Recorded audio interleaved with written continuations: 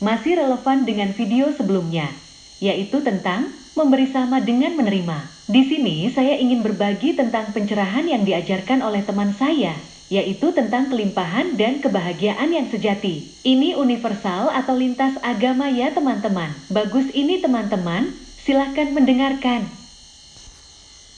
Manusia itu diciptakan adalah karena kasih Allah. Maka, sejatinya Allah itu memberikan kelimpahan kepada kita untuk menguasai bumi ini. Namun, karena dosa manusia pertama itulah, maka habitat dosa itu sudah ada sejak manusia-manusia selanjutnya, yaitu kita-kita dilahirkan. Itulah sebabnya, kadang mata hati kita tertutup terhadap kecerdasan yang ilahi.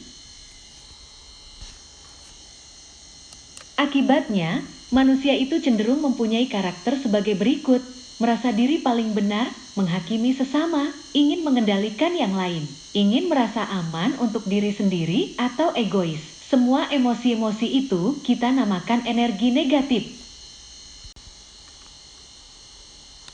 Nah, energi negatif ini yang membuat hidup kita itu tidak mempunyai kebahagiaan yang sejati sesuai rencana Allah, yaitu hidup berkelimpahan, jauh dari sakit penyakit, jauh dari penderitaan dan kemiskinan.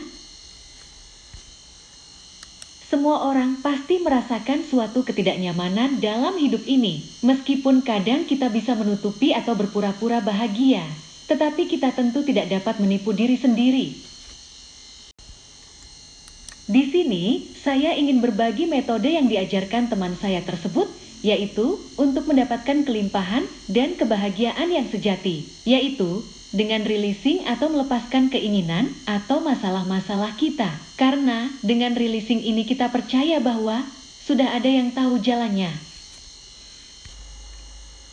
Semakin kita tidak mau rilis atau melepas keinginan atau masalah kita, itu alam semesta tidak akan bekerja, maka semakin sulit keinginan itu tercapai. Begitu juga dengan masalah, semakin kita tidak mau rilis atau melepas masalah kita, semakin sulit kita mendapatkan solusinya. Karena hukum alam semesta itu memang begitu teman-teman, yaitu apa yang kita lepaskan, kita akan menerima.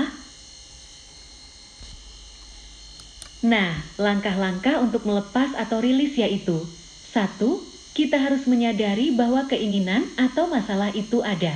2. Kita harus menerima keinginan atau masalah tersebut. 3. Baru kita rilis atau melepaskan keinginan atau masalah tersebut. Ini bisa kita lakukan dengan relaksasi. Catatan, rilis atau melepas itu bukan menghindari ya teman-teman.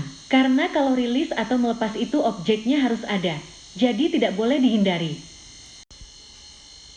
Sebagai contoh dalam kehidupan sehari-hari, energi negatif yang sulit sekali terdeteksi, misalnya, merasa diri paling benar, ingin mengendalikan yang lain.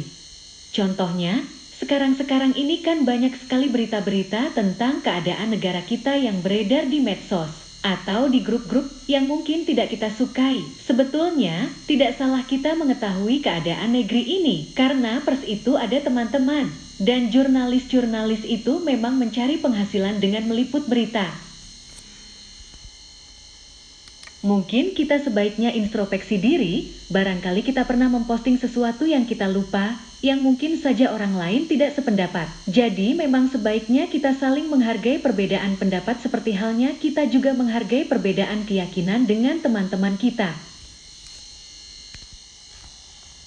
Tetapi kalau kita merasa terganggu atau dirugikan karena postingan orang lain, menurut teori kelimpahan, justru kita tidak boleh menghindar, tapi justru harus menerima dulu baru kemudian kita rilis atau lepas. Ini syarat mutlak teori kelimpahan teman-teman. Mungkin sampai di sini dulu. Renungkan dulu teman-teman. Baru nanti saya update ke bab yang lebih dalam lagi. Semoga bermanfaat.